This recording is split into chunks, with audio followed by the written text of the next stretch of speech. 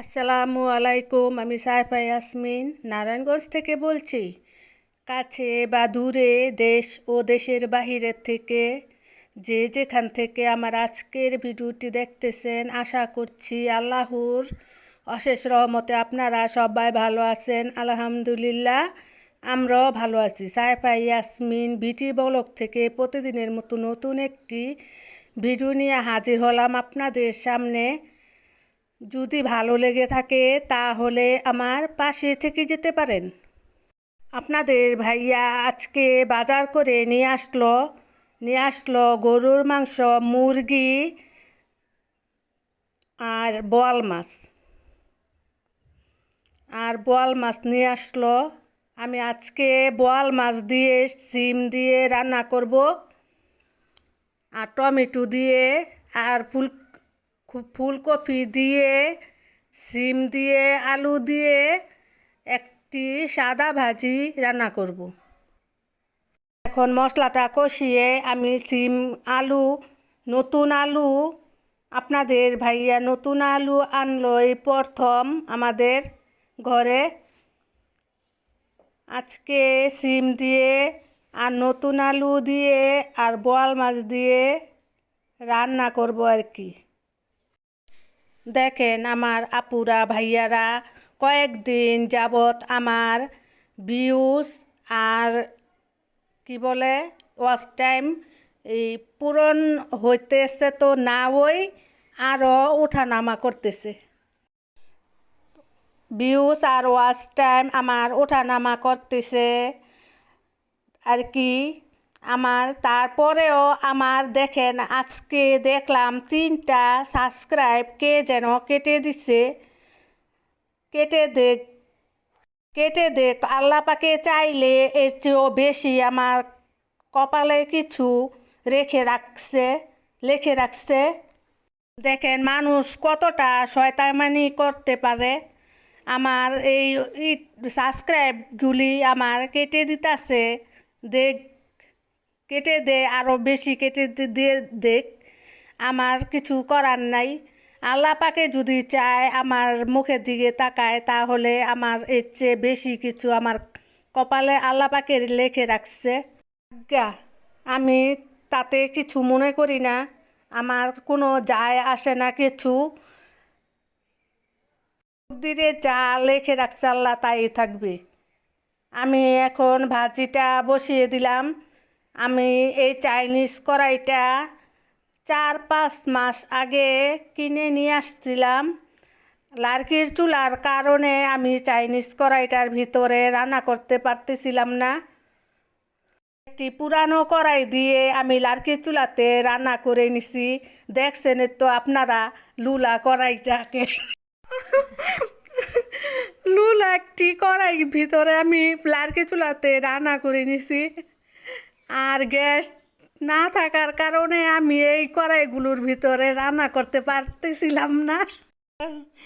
আমি একটুখানি দুষ্টামানি করে নিলাম আর কি, কড়াই ভাঙ্গা আর কি কড়াইটা ছিল। এই কথা বলাতে আপনাদের ভাইয়া আমার মেয়ে তো আর আমি হাসতে হাসতে গড়াগড়ি খাচ্ছিলাম।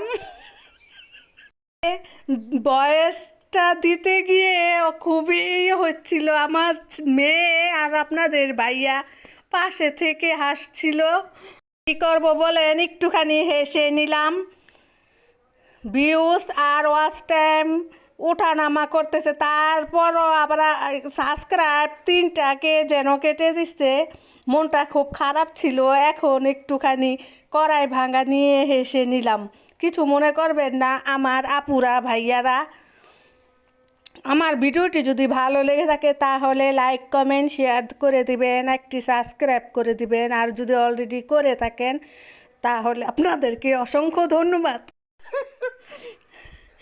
আজকে অনেক হাসলাম। হাসার হচ্ছে স্বাস্থ্যের জন্য খুবই উপকার। মন খুলে হাসতে পারলে শরীরে কোনো রোগ তাপ থাকে না। সরল বইনে খাইলো হাঁস, আর আমি হইলো হাসতে গড়াগড়ি। এই হাসিটা সরল বইনের হাসার দরকার ছিল। হাঁসের মাংস খেয়ে আমি মাছগুলোকে সুন্দর করে ধুয়ে নিতাছি। আপনাদেরকে একটি টিপস দেখাবো। এই মাছ কাঠার ভিতরে নিয়ে ঝাঁকড়াইলে কল ছেড়ে রেখে ঝাঁকড়াইয়া ধুইলে মাছের উপরের আবরণটা উঠে আসে কাঠার ভিতরে।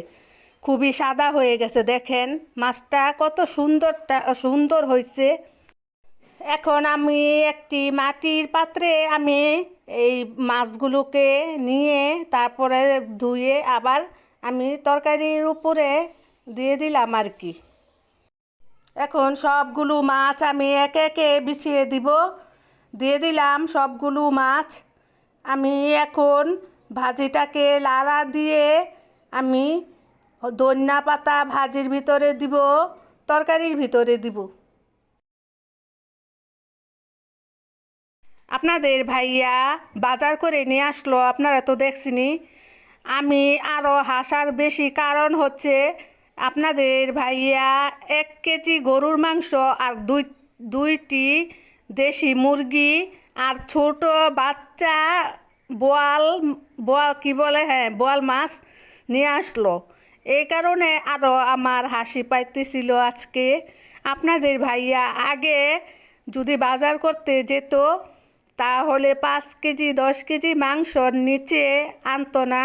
20টা 25টা 30টা মুরগিও এনেছে আগে, কিন্তু আজকে 2টা মুরগি 1 কেজি গরুর মাংস দেখে আর বাচ্চা বোয়াল মাছ দেখে আমার তো আজকে মনে করেন সকাল থেকে আমার হাসি পাচ্ছিল। হাসিটাকে ধরে না রাখতে পেরে কড়াইয়ের কথা বলে হেসে দিলাম। আর হাসিটা যদি খারাপ লেগে থাকে আমার প্রিয় আপুরা ভাইয়ারা, তাহলে আমাকে ক্ষমার দৃষ্টিতে দেখবেন। আজকে আমি ভয়েস দিতে পারছিলাম না, খুবই হাসি পাচ্ছিল। তার পাশে আপনাদের ভাইয়া কতক্ষণ পর আসলো আর আমার মেয়ে পাশে বসে থেকে খুবই বাপে মেয়ে হাসাহাসি করলো। বাপ মেয়ের হাসাহাসি দেখে তো আমার আরও বেশি হাসি পাচ্ছিল। আমার প্রিয় আপুরা ভাইয়ারা এখনও একটি লাইক দেননি, লাইক দিয়ে দিন।